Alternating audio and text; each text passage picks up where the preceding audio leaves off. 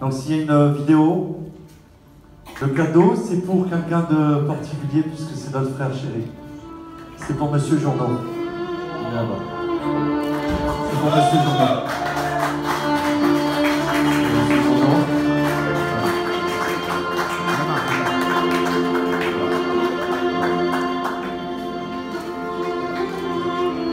C'est un cadeau de la part du Rabbi pour Monsieur Jourdan. Bravo.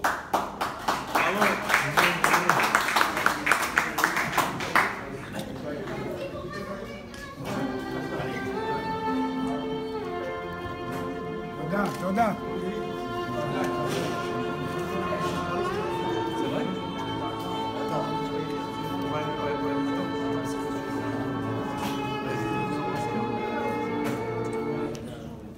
Voilà. Vous pouvez l'ouvrir si vous voulez après. Je vais ouvrir le cadeau puisqu'il faut l'ouvrir parce que la seule façon de partager ce cadeau avec vous, c'est de l'ouvrir devant vous.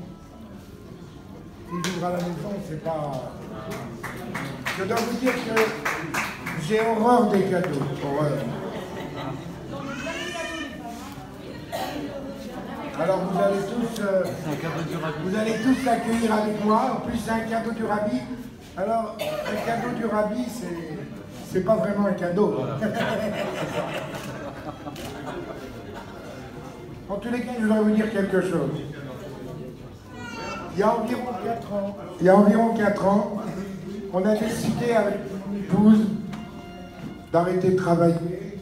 Et puis avec les économies qu'on avait mis de côté, je ne vous dirai pas de chiffres parce que même moi je ne connais pas, on avait envisagé de partir. Et puis je suis monté par hasard ici dans cette salle.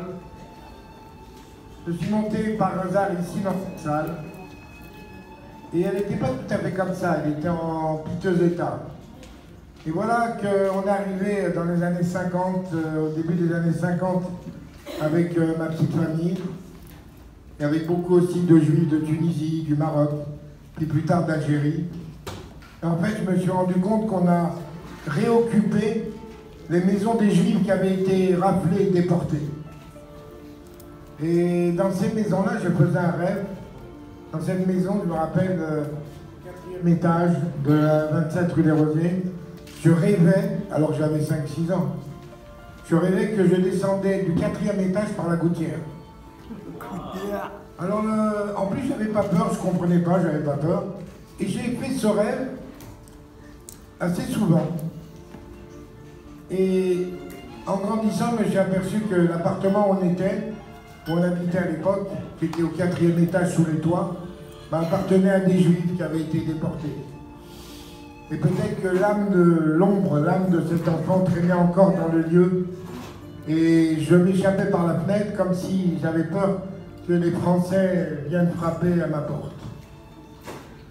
Alors on est passé d'une boutique à l'autre, d'une histoire à l'autre. Puis on a ouvert le Café des Psaumes. On a ouvert le Café des Psaumes à une époque où l'assimilation chez nos enfants juifs était très très forte. C'était à la mode, le café de la paix, le café des flores. Il y avait une grande mode et les juifs voulaient ressembler absolument un peu plus aux goths que d'habitude. Et avec mon épouse, on a trouvé ce petit bougna. Et avec ma femme, on a dit, si on ouvrait le Café des Psaumes, le café des juifs. Et tout le monde sait le travail qui a été fait dans ce café, avec l'aide du Rav Pachter et avec d'autres rabbinimes du quartier. Le Rav Pesner aussi nous a aidés. Et puis un jour, on a eu un contrôle fiscal. On nous a donné 5 millions, je crois, de redressement.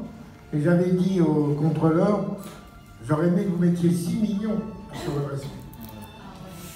Et quelques mois plus tard, je ne me suis jamais occupé de payer ce qu'ils avaient demandé. Ils nous ont jamais embêtés. Mais ils ont tout fait pour nous expulser du Café des Psaumes. Un jour, ils sont venus, ils nous ont mis à la porte. Et j'ai dit au commissaire, vous n'avez pas changé, hein, les Français. Vous n'avez pas changé. Je dis, vous avez prévenu quelqu'un de votre expulsion? Je lui dis, moi, j'ai prévenu personne en bas. Mais en haut, tout le monde vous regarde. Vous savez qui on est. Et... Bref, la rue était un peu trop juive à leur goût. Voilà. Et puis on a ouvert. Tu permets, tu prennes encore celui-là? Comment?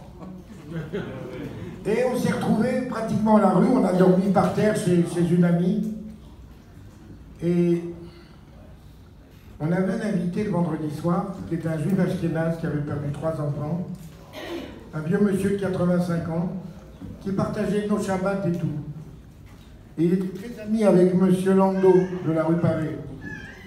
Alors, un jour je suis arrivé rue Pavé, il savait qu'on allait être expulsé. Et on m'a demandé de remercier monsieur Landau, et monsieur Landau, j'ai été le remercier, je vous la fais courte. Alors, tous les gens de la rue Pavé, qui n'étaient pas ma synagogue, rue Pavé, hein. Moi, j'allais rue Pavé pour attraper un ou deux touristes, pour faire ce que le rabbi demandait. Et tous les gabaïnes de la rue Pavé, de la synagogue du Rav Rothenberg, avaient mis à la vente ce local chez Pitzman. Et ce monsieur que j'invitais depuis une dizaine d'années à notre table a fait un miracle.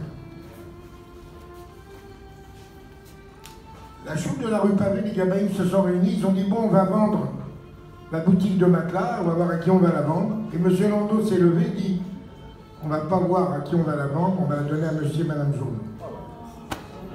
Alors, les gabaïnes lui ont demandé pourquoi. Il dit parce que monsieur et madame Journaux sont les seuls qui invitent monsieur Wolfman de l'époque. Et monsieur Wolfman, quand j'étais gamin, il faisait les courses de mon papa à Varsovie. C'est-à-dire que je vais vous donner un petit enseignement qui va vous servir, j'espère. Excusez-moi hein, si je parle. On aime vous entendre. Mais vous allez voir pourquoi je suis un peu bavard, vous allez comprendre. Qu'est-ce que je disais alors? Il faisait les courses à Varsovie de son papa. Alors regardez comme c'est extraordinaire. Parce que ce monsieur, il est devenu presque un parent. À 92 ans, il a pris l'avion pour aller assister au mariage de mon fils en Israël. Et je vais vous donner un tuyau. Vous savez que des fois on dit pourquoi il faut faire une mitzvah d'Ishma. Pourquoi? Alors on sait que il y a des mitzvot qui valent plus ou moins. Il y a des mitzvot aussi qui sont du niveau de la carte la plus forte, qui est l'as, dans un jeu. Et qui est aussi la carte la plus petite. D'ailleurs, dans le mot infini, il y a les deux. Il y a le 1, le fini, il y a le 2.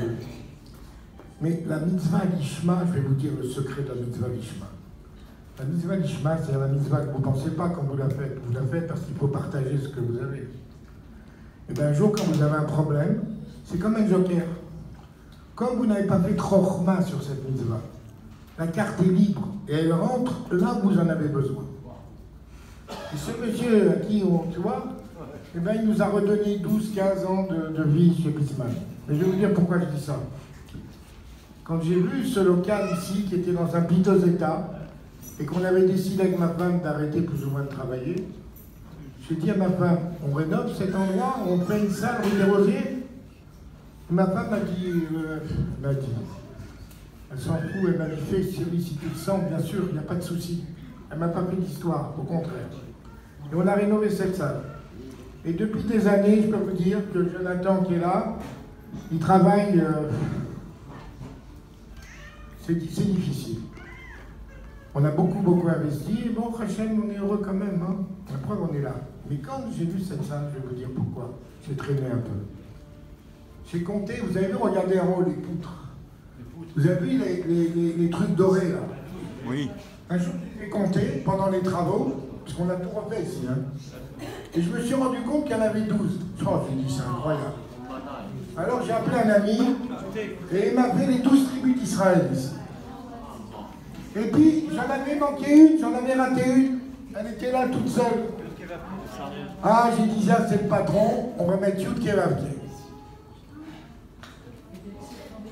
Et j'ai dit, cet endroit, j'ai dit à mon fils, quand on a pris, qu'on a rénové cet endroit, j'ai dit, un jour, on quittera tous la France, tous, on partira. Et comme cette rue nous a donné beaucoup de joie, beaucoup de bonheur, il fallait lui offrir une salle digne d'elle, digne de son histoire. J'ai prédit à mon fils que de cette salle Bezrat Hashem partira le rassemblement des Juifs de Tzarfat pour monter à Israël. C'est que pour ça qu'on a fait cette salle. Que pour ça. Voilà les amis. Voilà ce que je voulais vous dire. Bravo!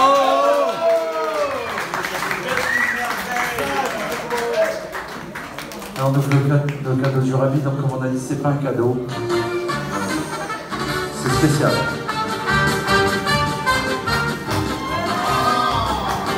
Et dessus il y a marqué Retzoneinu, Lirot et Malkeinu. Ça veut dire que l'histoire qu'on vient d'entendre, elle est extraordinaire. Il y a 4 ans, ils avaient décidé, et c'est nous qu'on est là ce soir pour être là, pour annoncer des merveilles.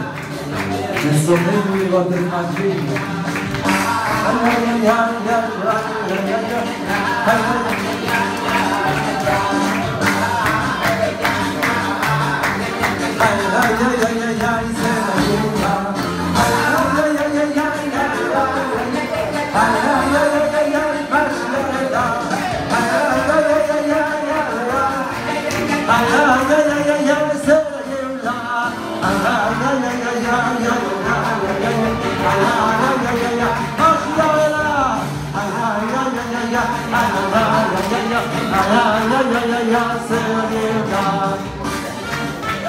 On va danser un peu.